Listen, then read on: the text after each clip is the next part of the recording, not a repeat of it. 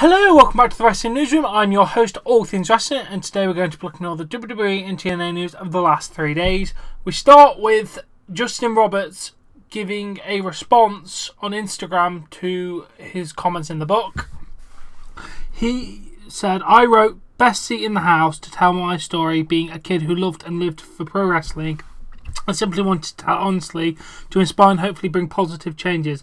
It's hard for anyone to imagine the lowlights and only see the highlights. I had to show both, and that's what made up my journey. I loved wrestling. I worked hard to get where I got. Then I went through some rough times because that was the culture. If I hadn't gone on in the first place, this wouldn't be an issue now. While a lot has changed over the years, a lot remains the same. I still watch wrestling and I still love the sport.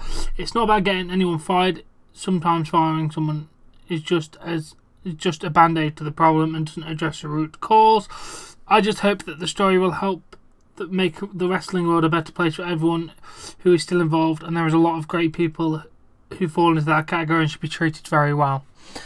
Well, at least he's responded to the situation. I'll give a bit more of an update about this situation in a minute, but thank you, Justin. We do appreciate your honesty.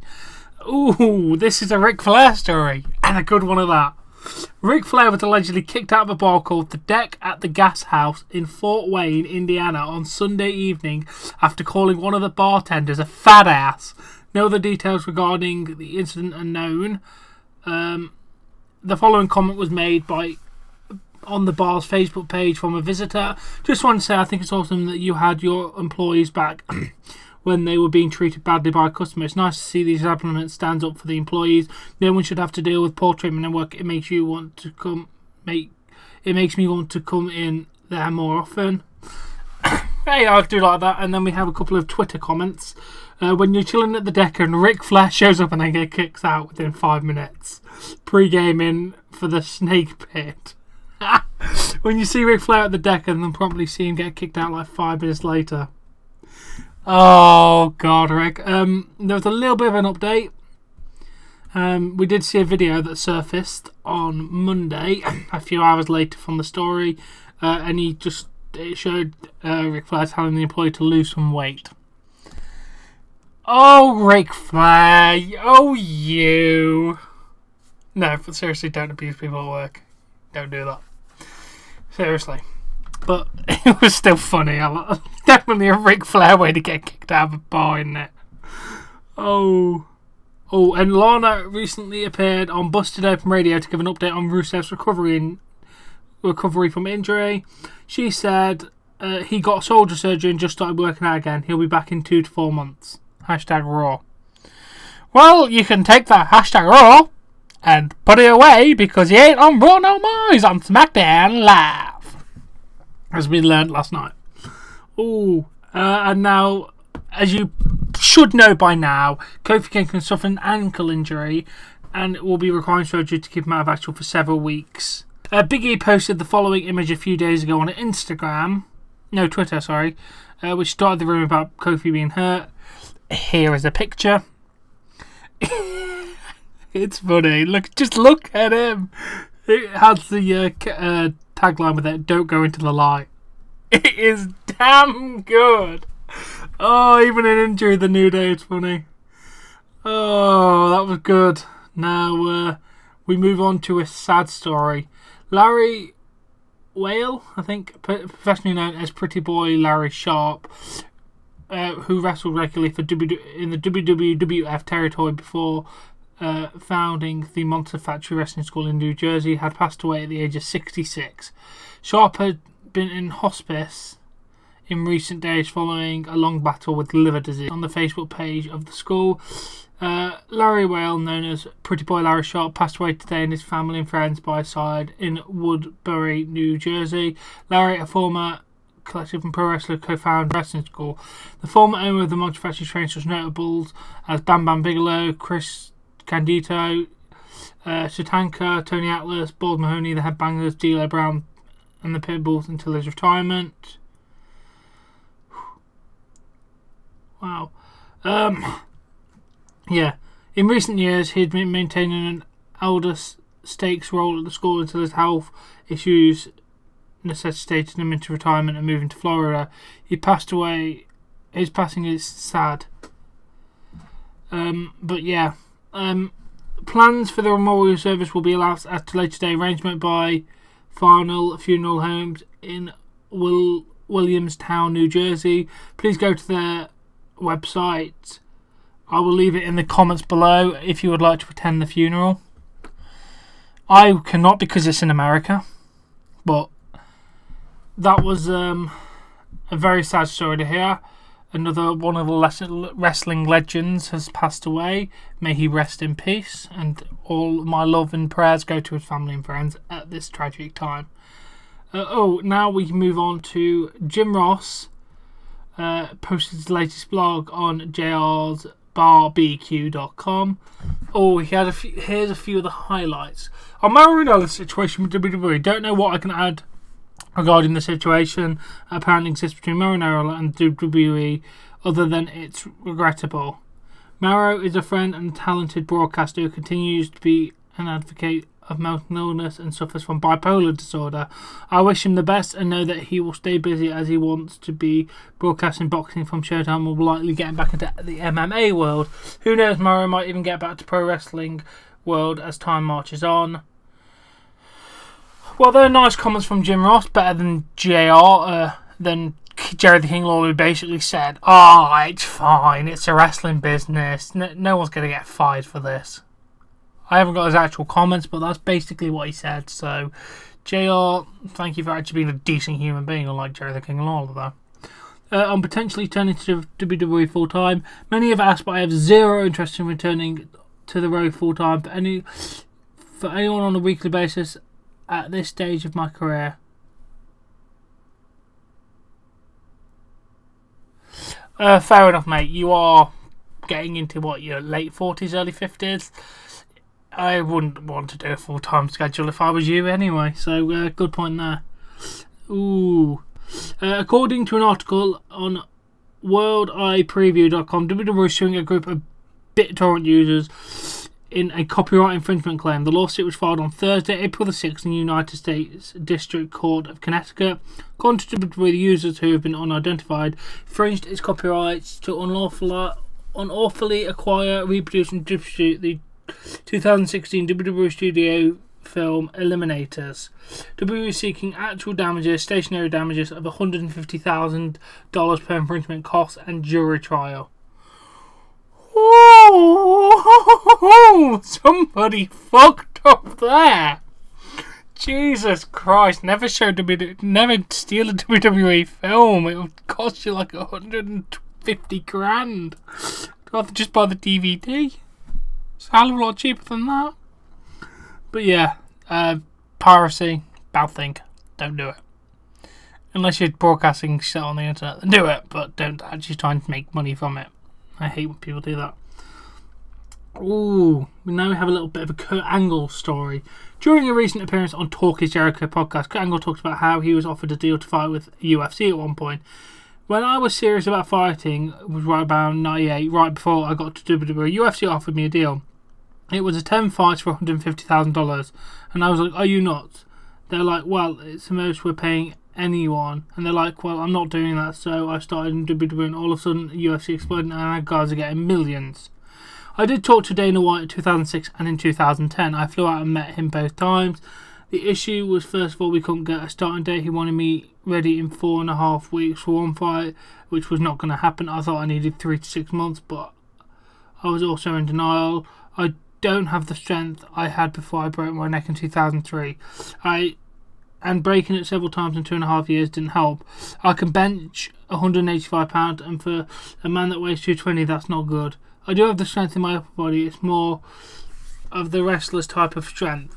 I can't lift heavy weights. My legs are strong as hell, so on my hips. But with several neck injuries I couldn't get into the octagon. I would get embarrassed. There wouldn't be knockouts and stuff. It would just be, they would be getting hold of my arm and they would rip it off because I don't have the strength to protect myself. Whew, fair enough, Kurt. Fair enough that you know your limitations. Maybe if you went in 98, you probably would have killed everybody. But Yeah, at least you didn't go in there and get your ass handed to you like some other former WWE superstars I could mention. CM Punk. Sorry, it was still funny.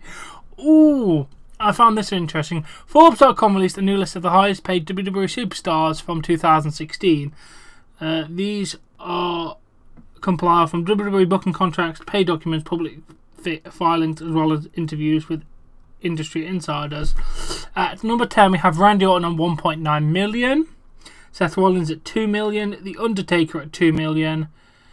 Damn, The Undertaker did what, one match last year and he got paid 2 million for it.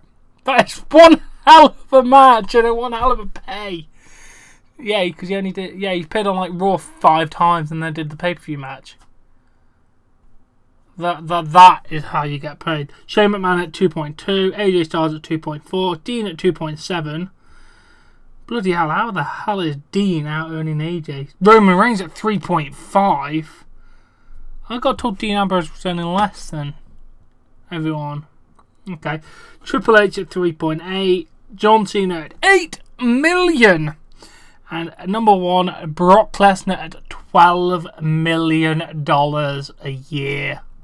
That is ridiculous for the lack of shit that he does. At least John Cena was full time. Triple H deserves to be on that because he runs a bloody company.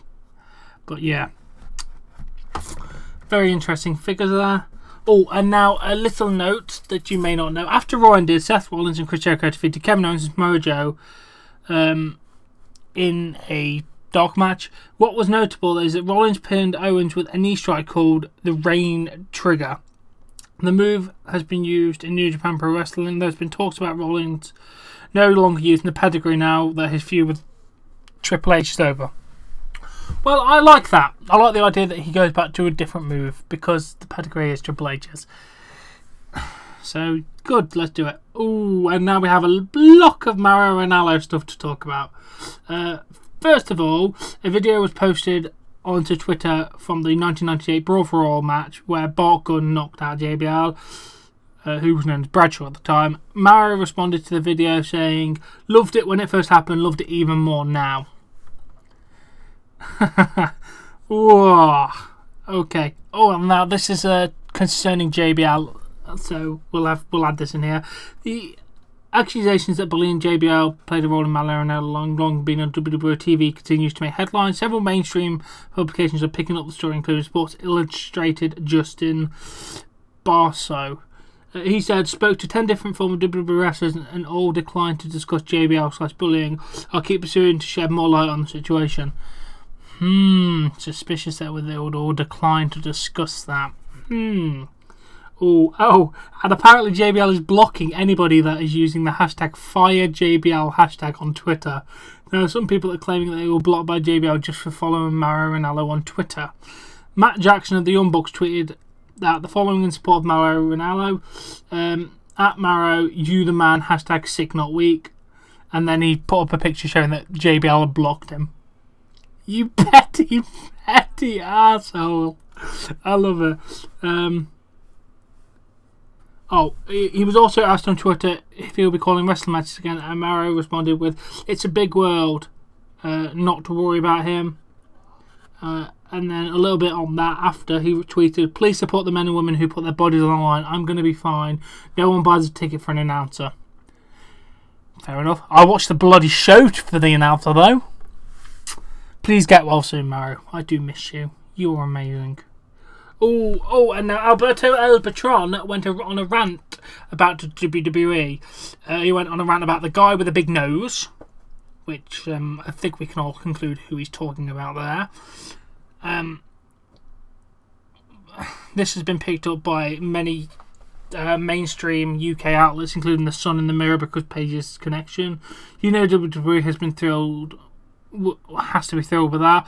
Patron has claimed that before debuting with Impact, WWE contacted him about returning to the company, which he gracefully declined. Which we have been confirmed that the story said that it was Vince McMahon's idea to bring him back. Wow.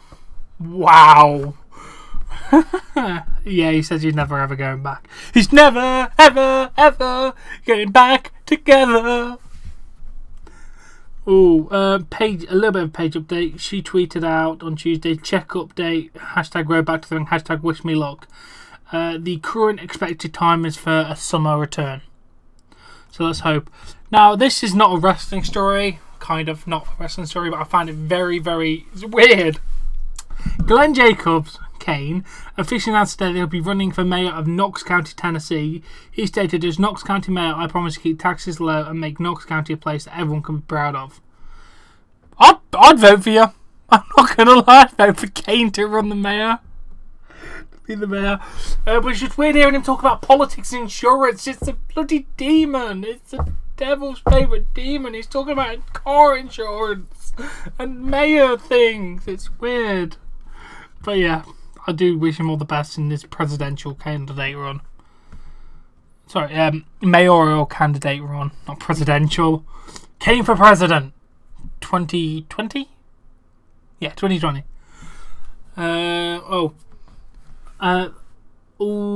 Sad story now. Numerous sources have confirmed to PW Insider that Finn Balor suffered a concussion last night against Jinder Mahal. There is no word on how long he will be out. It was basically confirmed that when he did the massive forearm, someone went the way Finn's body flailed around and how he hit, plus the mat burnt on his forehead and nose afterwards seemed like a legit knockout. So he has a concussion. Great. Thanks, Jinder Mahal.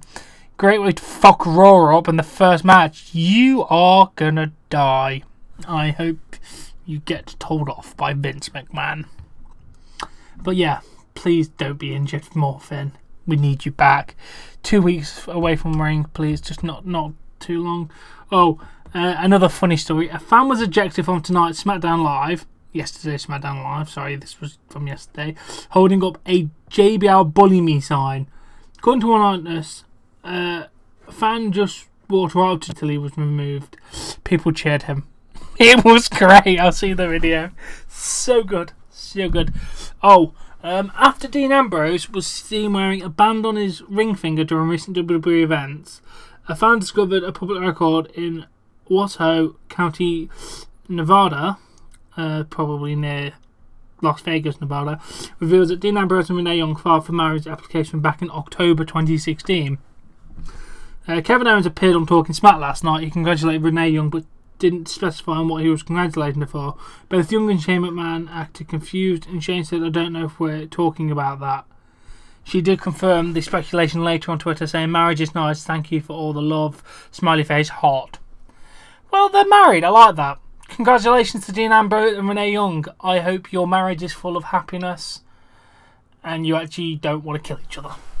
So yeah, good for you guys. Oh, and the last story, I don't want to talk about this one. This is horrible.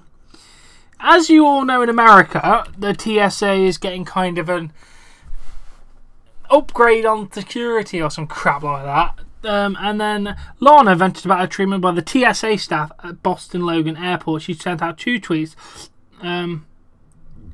The first one stating, I have never felt so sexually violated by Boston Logan TSA. She later deleted that tweet. But the other one is still available, saying, most inappropriate behaviour Boston Logan TSA is doing to me. I have never felt so violated in my entire life. I've never felt this violated in my entire life. Yeah, I've seen the video of the guy cupping the kids' balls and everything like that. They are getting ridiculously sexually violating of people. It's ridiculous. There needs to be a stop to this now. Otherwise, it's going to cause a lot of problems. I hope Lana is okay. I do send my love to her for that, because it can be a very dramatic situation when you have been physically groped by a person. So, all the best to her. Hopefully she'll be alright, because it's not a very nice situation. And that was the news for the last 3 days of wrestling. It's been a nice one, actually. I've enjoyed this.